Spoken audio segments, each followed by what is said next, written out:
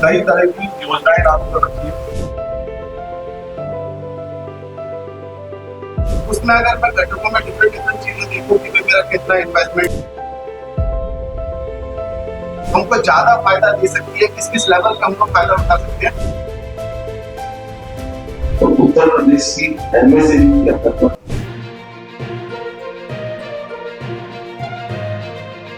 हमारे साथ ज़्यादा बातचीत करने के लिए मौजूद हैं एनआईआरसी के चेयरमैन राकेश यादव सर। दैनिक भास्कर में आपका बहुत बहुत स्वागत है। कल एक बहुत बड़ा आयोजन होने वाला है, क्या कुछ आयोजन है और क्या कुछ प्रारूप रहने वाला है? कल इंस्टीट्यूट ऑफ कॉस्ट अकाउंटेंट की नॉर्दर्न इंडिया रीजनल काउंसिल द्वारा लखनऊ के ग्रांड जीबीआर होटल में एमएसएमई उत्तर प्रदेश पावरिंग विकसित भारत 2047 पर एक आयोजन किया जा रहा है। इस आयोजन का उद्देश्य हमारे जो प्रैक्टिशनर मेंबर हैं उनके साथ साथ जो एमएसएमई यूनिट्स हैं उनको केंद्र एवं राज्य सरकार द्वारा एमएसएमई के लिए लागू की गई विभिन्न योजनाओं की डिटेल से जानकारी देना है। साथ में जब इन योजनाओं का लाभ हमें लेना होता है तो उन लाभ को लेने के लिए कई तरह की जो फॉर्मेलिटीज़ हैं, औपचारिकताएं हैं, वो पूरी करनी पड़ती है। और उन औपचारिकताओं को पूरी करने में हमारे प्रैक्टिशनर मेंबर किस तरह से एमएसएमई इकाइयों को लाभ पहुंचा सकते हैं, उनके काम को आसान बना सकते हैं, जिससे सरकार का जो ईज ऑफ डूइंग बिजनेस का जो सपना है वो साकार हो सके। जी, प्रधानमंत्री नरेंद्र मोदी का एक महत्वाकांक्षी सपना है कि विकसित भारत @2047। ऐसे में एमएसएमई को स्ट्रेंथन करना किस तरीके से विकसित भारत बना पाए? देखिए, भारत 2047 तक विकसित भारत तभी बनेगा जब भारत की इकोनॉमी एक फास्टर रेट से ग्रो करे। और भारत की इकोनॉमी का एक बहुत बड़ा पार्ट, जो कि एस्टिमेटेड 30% पार्ट जो जीडीपी का है, वो एमएसएमई इकाइयों से आता है। एमएसएमई इकाइयाँ जब बिजनेस करती है तो उनको कई तरह की समस्याओं का सामना करना पड़ता है कि रॉ मटेरियल कहाँ कॉम्पिटिटिव रेट से कहाँ से परचेज करें, इनको परचेज करने का सही स्रोत क्या हो। कोई इस तरह की एमएसएमई इकाई है जिसको प्रोडक्ट के अंदर लगातार इंप्रूवमेंट के चांस है, तो रिसर्च डेवलपमेंट किस तरह से करें। तो केंद्र सरकार और राज्य सरकार की योजनाएं उनको रॉ मटेरियल सही कीमत पर सही सोर्स से परचेज करने में भी हेल्प करती हैं। जिन इकाइयों को रिसर्च एंड डेवलपमेंट की जरूरत है, उन रिसर्च एंड डेवलपमेंट करने में भी कई तरह के इकोनॉमिक फायदे केंद्र और राज्य सरकार की योजनाएं पहुंचाती है।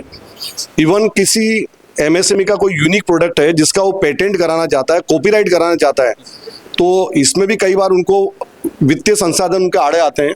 तो एमएसएमई के लिए सरकार ने इस तरह की योजनाएं भी बनाई हुई है जिसके अंदर उनको पेटेंट और कॉपीराइट कराने के लिए भी सरकार से सहायता मिलती है। तो इस तरह की कई योजनाएं जिनकी एक लंबी श्रृंखला है, उन योजनाओं का लाभ लेने के लिए कई तरह के डॉक्यूमेंट्स तैयार करने पड़ते हैं। और वो डॉक्यूमेंट्स तैयार करने में as a practitioner cost and management accountant एक बहुत बड़ा रोल प्ले कर सकते हैं। और जब एमएसएमई इकाइयाँ ग्रो करेगी, भारत की जीडीपी ग्रो करेगी, तो प्रधानमंत्री का 2047 में विकसित भारत का जो सपना है उसको पूरा करने में हम लोग एक सकारात्मक योगदान दे पाएंगे। ऐसा सर देखा जाता है कि एमएसएमई के लिए तमाम पॉलिसीज तो बनाई गई हैं, लेकिन ग्राउंड जीरो पे अगर बात करें तो ग्राउंड जीरो पे अवेयरनेस नहीं है। तो ऐसी समस्या में इसको ओवरकम करने के लिए क्या कुछ प्रभावी कदम होने चाहिए? बिल्कुल सही बताया आपने कि जो सरकार की योजनाएं हैं, जो मैंने अभी कई योजनाएं जैसे आपको बताई, इनकी जानकारी बेसिकली औद्योगिक इकाइयों को नहीं होती है, क्योंकि उनका जो मैक्सिमम टाइम है वो बेसिकली बिजनेस को मैनेज करने में निकल जाता है। वो जब कभी उनको किसी पर्टिकुलर क्या बोलते हैं पर्टिकुलर उनकी रिक्वायरमेंट होती है तो उसके अकॉर्डिंग वो योजना सर्च करते हैं, जबकि उस ऐसी कई योजनाएं पहले से मौजूद होती है। और इस तरह के प्रोग्राम करने का पर्पज यही है कि हम लोग जितनी भी योजनाएं हैं, हमने इवन एमएसएमई डिपार्टमेंट से भी स्पीकर बुलाए हैं, तो वो एमएसएमई डिपार्टमेंट से स्पीकर आए हैं, वो अपनी डिपार्टमेंट की जितनी भी स्कीम है वो सारी स्कीम उनसे मिलने वाले बेनिफिट और उन स्कीम को पूरा करने के लिए क्या क्या औपचारिकताएं पूरी करनी होगी वो सारी डिटेल से बताएंगे, तो so that practitioner as well MSME इकाइयों में एक जागरूकता हो सके।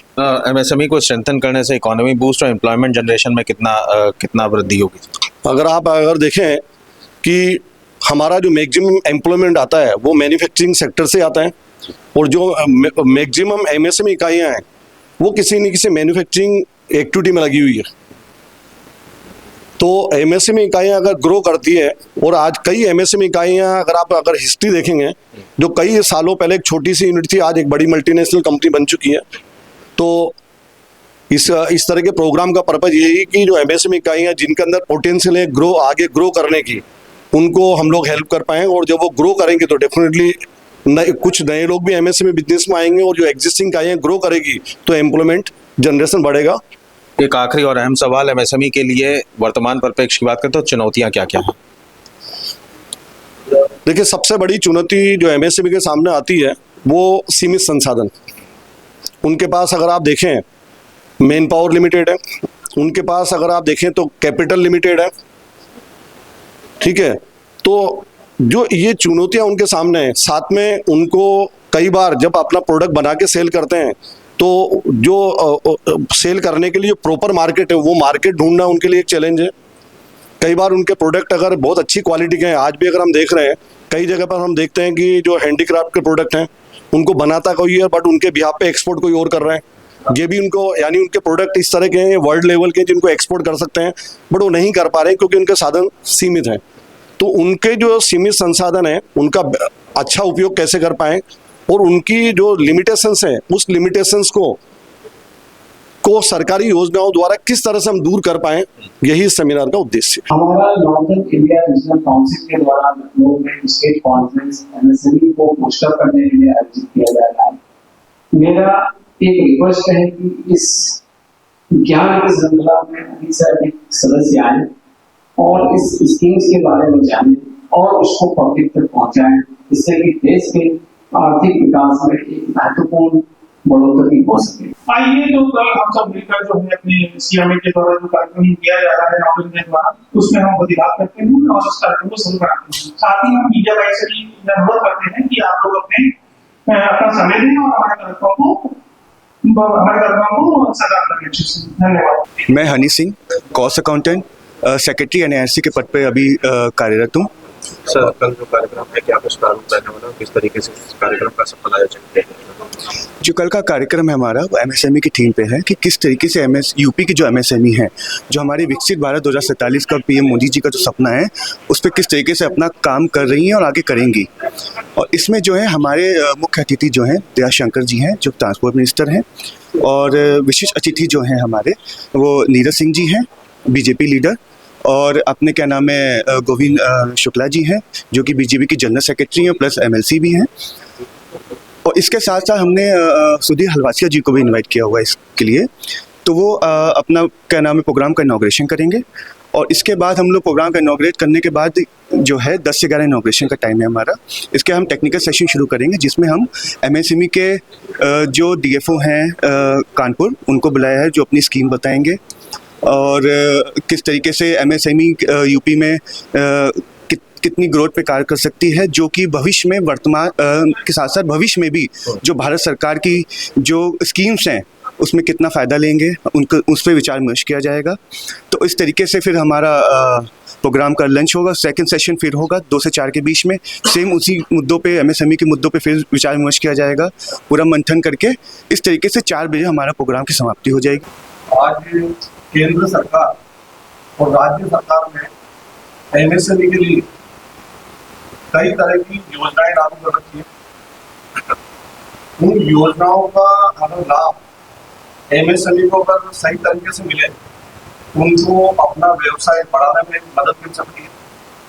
जैसे कि केंद्र सरकार की एक योजना है जीरो डिफेक्ट जीरो इफेक्ट, ये एमएसएमई के लिए उन्होंने लागू किया, और इसका पर्पज है कि जो हमारे जो है एमएसएमई इंडस्ट्रीज है वो अपने प्रोडक्ट को एक्सपोर्ट कर पाए और एक्सपोर्ट करने में उनको मदद मिले।